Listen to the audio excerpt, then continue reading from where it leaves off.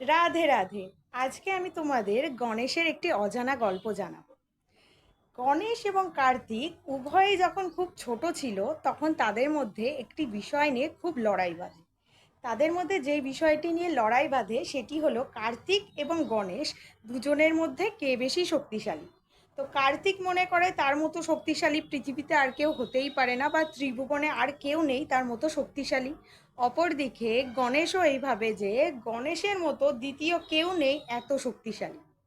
তখন তারা দুজনাই লড়াই করতে করতে পিতা দেবাদিদেব মহাদেব এবং মাতা পার্বতীর কাছে যান, এবং তারা উভয়েই মাতা এবং পিতাকে এই জানান যে তাদের মধ্যে লড়াই হচ্ছে এই নিয়ে যে তাদের মধ্যে কে বেশি শক্তিশালী। এবং তারা পিতা এবং মাতাকে বিচার করতে বলেন যে তাদের মধ্যে কে বেশি শক্তিশালী।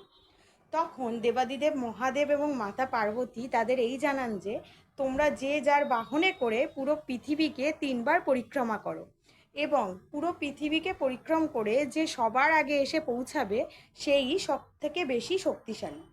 তখন কার্তিক তো তার বাহন ময়ূরে চেপে পুরো পৃথিবী পরিক্রমা করতে বেরিয়ে যায়। তখন গণেশ তো তার বাহন তো খুবই ছোট, একটা ইঁদুর। তখন গণেশ কি করবে ভেবে উঠতে পারে না। এইদিকে কার্তিক যতই পৃথিবী পরিক্রমা করতে এগোচ্ছে, যেখানেই যাচ্ছে সেখানে দেখছে ছোট্ট ছোট্ট ইঁদুরের পায়ের চিহ্ন। তখন কার্তিক তো বিস্মৃত হয়ে যায় এই ভেবে যে ছোট্ট ছোট্ট ইঁদুরের পায়ের চিহ্ন কি করে আসছে।